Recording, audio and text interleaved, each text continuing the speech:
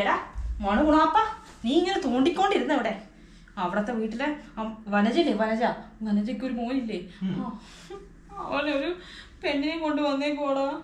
അതിനെന്താന്നാ? എടാ പണിയും കൂലിയും ഇല്ലാത്ത അവന് വരെ പെണ്ണ് കിട്ടി, നീ ഇവിടെ തോണ്ടിക്കൊണ്ടിരിക്കുവാ. അവനെ അടിച്ചോണ്ട് വന്നല്ലേ. അതിലാണ് ട്വിസ്റ്റ്.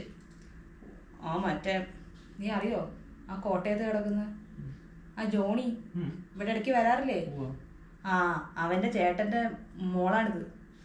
അവന്റെ ബിസിനസ് എന്താന്ന് വല്ല പിടിയുണ്ടോ നിനക്ക്? കാറ് കച്ചവടം എന്ന് വെച്ചാൽ അന്യായ കാറ് കച്ചവടം. അതിനുള്ള ഒറ്റയൊരു മോനാ അത്. എന്താ അവര് ശരിക്കും കല്യാണം കഴിച്ചു കൊടുത്തൊന്നുമല്ലല്ലോ, ഇറങ്ങി പോകുന്നതല്ലേ. ഒന്നും കിട്ടൂലായിരിക്കും അല്ലേ? പക്ഷെ ഒറ്റ മോളല്ലേ, കിട്ടാതിരിക്കുവോ? അതെന്തെങ്കിലും ആവട്ടെ, അത് അവരുടെ കാര്യം. അമ്മക്ക് എന്താ ഇത്ര വിഷമം? അതാ എനിക്ക് വിഷമം. ആർക്കെങ്കിലുമൊക്കെ എന്തെങ്കിലുമൊക്കെ ഉണ്ടായി എനിക്ക് അങ്ങോട്ട് നെഞ്ചുവേദന എടുക്കും, ഒരു സമാധാനം കിട്ടൂല. എനിക്ക് ആരും നന്നാവുന്നത്ര ഇഷ്ടമല്ല. നല്ല സൂക്കറാണ്. വാടാ, നിന്നെ കൊണ്ട് വല്ല ഉപകാരമുണ്ട് എനിക്ക്? പഠിക്കാൻ വിട്ടപ്പോൾ പഠിച്ചില്ല, എന്നാൽ വല്ല പണിക്ക് വിടാന്ന് വെച്ച് കഴിഞ്ഞാൽ ഒരു കോപ്പും അറിയത്തൂല്ല. അമ്മ ഞാൻ അപ്ലൈ ചെയ്യുന്നുണ്ട്, എന്നാലും വിളിക്കണ്ടേ? അതേടാ, +2 പോലും മര്യാദയ്ക്ക് പാസ്സാവാത്ത നിന്നെ നീ എന്തോന്നിലിട്ട് അപ്ലൈ ചെയ്യുന്നു? ആട്ടെ, നീ വല്ല പെൺപിള്ളേരെ സെറ്റാക്കുന്നുണ്ടോ?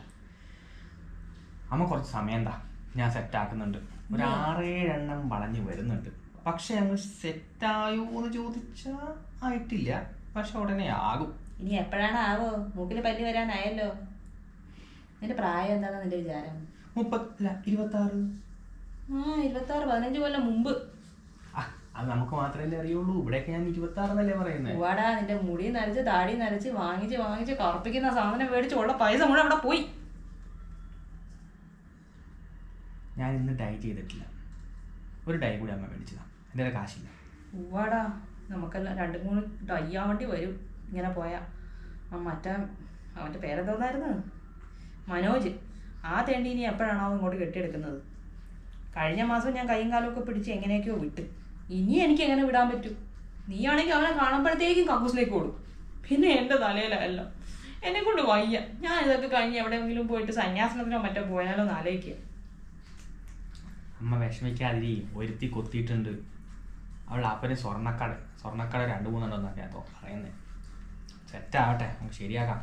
അപ്പോൾ മിനിഞ്ഞാന്നല്ലേ ഒരു മീനോ ചിന്നോ ഏതൊരു പെണ്ണുണ്ടായിരുന്നത്? അവള് നമ്മളെപ്പോലെ തന്നെ ഒരു ഫ്രോഡാണെന്നാണ് പറഞ്ഞത്. അവളും ഭയങ്കര തള്ളായിരുന്നു. അവളെ വീട് കണ്ടിട്ടുണ്ടോ? ഒരു കുന്നിൻ്റെ മുകളിൽ ഇത്തിരി പോകുന്നൊരു ചെറിയ വീട്, ഒരു സൈക്കിൾ അല്ലാതെ ഒരു വണ്ടി അങ്ങോട്ട് പോകില്ല. അവള് പറഞ്ഞതോ 3 നില കെട്ടിടത്തിൻ്റെ ഉയരമുണ്ടെന്ന്. 3 അല്ല 30 നില കെട്ടിടത്തിൻ്റെ ഉയരമുണ്ട്, കാരണം കുന്ന് അത്രയും വലുതാ. ഇപ്പോഴത്തെ പെമ്പിളേരൊന്നും വിശ്വസിക്കാൻ പറ്റത്തില്ല. നല്ല ഉടുപ്പും ഒക്കെ ഇട്ടിട്ട് നടക്കും, എന്നാലോ വീട്ടിലൊരു ഗതി ഉണ്ടാകത്തുമില്ല. എന്ത് ചെയ്യാനാ? തലമോ നന്നായിട്ട് നോക്കിയൊക്കെ ചെയ്യണേ. നിന്നിലാണ് എൻ്റെ വിശ്വാസം മുഴുവൻ. ഇനി ഈ വയസ്സാം കാലത്ത് ഞാനെന്ത് പണിക്ക് പോകാനാ? എനിക്കെന്ത് പണി കിട്ടാനാ? നാട്ടുകാരെ കുറച്ച് കുറ്റം പറയാന്നല്ലാതെ എനിക്ക് വലിയ വഴിയൊന്നുമില്ല. അതൊരു മത്സരനെ അല്ലാത്തതിൻ്റെ നമുക്കതിൽ മത്സരിക്കാനും പറ്റൂല, അല്ലെങ്കിൽ അമ്മനെ കഴിഞ്ഞിട്ടേ ആളോളൂ.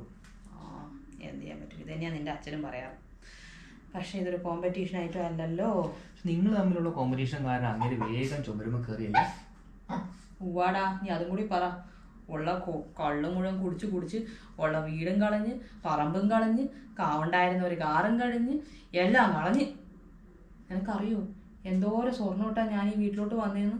ഈ വീടല്ല, ആ വിറ്റ വീട്. അന്ന് സ്വർണത്തിന് വിലയില്ലല്ലോ. സ്വർണത്തിൻ്റെ വില എന്താന്ന് ഇപ്പം പോലും അറിയത്തില്ല, പിന്നെയാണ് പണ്ടത്തെ സ്വർണത്തിൻ്റെ വില അറിയുന്നത്. എന്ത് കുന്തെങ്കിലും ആവട്ടെ, എങ്ങനെയെങ്കിലും ഒന്നിനെ സെറ്റാക്കണം, എത്രയും പെട്ടെന്ന് വേണം. ഞാനും അത് തന്നെയാണ് ചിന്തിക്കുന്നത്. നീ ഇങ്ങനെ ഒരെണ്ണത്തിനെയും 2 എണ്ണത്തിനെയും പിടിക്കാണ്ട് ഒരു 10 എണ്ണത്തിനെങ്കിലും പിടിക്കടാ. അമ്മ ഞാൻ ആകെ 10-30 പ്രൊഫൈൽ ഉണ്ടാക്കിയിട്ടുണ്ട് എല്ലായിടത്തും. മാട്രിമോണി കൊടുത്തോ നീ? മാട്രിമോണിയിൽ ഒരു വെരിഫിക്കേഷൻ എന്നാ പറയുന്നത്. വെരിഫിക്കേഷൻ വന്നാൽ എല്ലാം പെട്ടുപോകില്ലേ? അതുകൊണ്ട് മാട്രിമോണി നമുക്ക് ഇപ്പം എടുക്കണ്ട, എല്ലാം സെറ്റായി കഴിഞ്ഞിട്ട് നമുക്ക് നോക്കാം. ഇനി അല്ലെങ്കിൽ അവൻ ചെയ്ത പോലെ അങ്ങ് ചാടിച്ചുകൊണ്ട് വരാം. ഇനി ഇതിനെന്ത് കൊടുക്കും? വില കൂടിയ പട്ടീനെ മേടിച്ചു കഴിഞ്ഞ് കഴിഞ്ഞാൽ വീട്ടിനകത്ത് വെച്ച് കഴിഞ്ഞ് കഴിഞ്ഞാൽ അങ്ങനെയെങ്കിലും 4 ആൾ കൊത്തുന്നു കയറി. എവിടെ ഇപ്പം ഇതിന് തീറ്റ കൊടുത്ത് എനിക്ക് വയ്യാണ്ടായി. ഒന്ന് മിണ്ടാണ്ടിരിക്കോ പട്ടി. എടാ, ആരോ കോളിമേലടിക്കുന്നു, ചെന്ന് നോക്കിയേ. എനിക്കൊന്നും വയ്യ, അമ്മ പോയി നോക്ക്. എടാ എനിക്ക് മുട്ടുവേദന എടുക്കുന്നതാ, നീ ഒന്ന് പോടാ. അമ്മ ഞാനിവിടെ ജീവൻ മരണ പോരാട്ടത്തിലാണ്. ഇവിടെ എത്ര ആളുകൾക്ക് മെസ്സേജ് അയച്ചു കൊടുക്കണം? കൊണ്ട് ഒന്നിനും കൊള്ളത്തില്ല പ്രാന്തൻ. എടാ മോനെ, ഒരു കൊറിയർ വന്നേക്കുന്നു, നീ ഇതൊക്കെ അവിടെ ആക്കി. ആ നോക്ക്. ഓ ഇത് നീനും അയച്ചതായിരിക്കും. ഹെഡ്ഫോണാണ്, ഹെഡ്ഫോൺ. ഞാൻ അവളോട് പറഞ്ഞായിരുന്നു എനിക്ക് ഹെഡ്ഫോൺ ഒന്നുമില്ല. ഈ ഹെഡ്ഫോൺ ആണോ അത്രയും വലിയ പെട്ടിയിൽ വന്നത്? ഇതിനെന്തോരം പൈസ ആയിട്ടുണ്ടാവും? ഇത് സാംസങ്ങിന്റെ അമ്മ, ഒരു 2500 ഒക്കെ കാണും. അത്ര ഉള്ളോ? ഇത് വിറ്റാലും ഇത്രേ കിട്ടത്തുള്ളൂ അല്ലേ? ഇത് ഇനി വിറ്റ 2500 ഒന്നും കിട്ടത്തില്ല. ഒരു 1600 1700 പോയാലായി. നിനക്ക് വേറെ വല്ലതൊക്കെ ഒന്ന് ചോദിച്ചുകൂടായിരുന്നോ? വല്ല സ്വർണ്ണമാലയോ അല്ലെങ്കിൽ അമ്മയ്ക്ക് ഒരു വളയോ എന്തെങ്കിലുമൊക്കെ വാങ്ങിച്ചുകൂടായിരുന്നോ? അമ്മയല്ലേ പറഞ്ഞ വളയ്ക്കാൻ. ഇതൊക്കെ ചോദിച്ചു കഴിഞ്ഞാൽ ഇട്ട് ഓടിക്കളയൂലേ. എന്നാൽ ഇങ്ങനെയാണോടാ? ഇത്ര എച്ചിയാണോ നിന്റെ പെണ്ണ്? ഇതേ വേണ്ട. ഇതിന്റെ പേരെന്തായിരുന്നു? അവളെ നമുക്ക് വേണ്ട, നമുക്ക് വേറെ ഒന്നിനെ സെറ്റാക്കാം. ഇതിനെ നീ അങ്ങ് ബ്ലോക്ക് ചെയ്തേക്ക്. കുറച്ചധികം സമയം കൊടുത്തിട്ടാണ് ഞാനൊന്ന് വളച്ച് സെറ്റാക്കിയത്. നീ ബ്ലോക്ക് ചെയ്യണമെങ്കിൽ ബ്ലോക്ക് ചെയ്യാം, വേണമെങ്കിൽ സിം തന്നെ അങ്ങ് മാറ്റിയേക്കാം. മിടുക്കൻ, നീ എൻ്റെ മോൻ തന്നെ. ഇനിയത്തെ പെണ്ണ് വരുമ്പോ എന്താ വേണ്ടേ? നീ നല്ല കനത്തിലുള്ള എന്തെങ്കിലും വാങ്ങിക്കേ. അമ്മ അവൾ വിളിക്കുന്നുണ്ട്, ഇത് വേറെ ഒരു തീയ. വേമോ?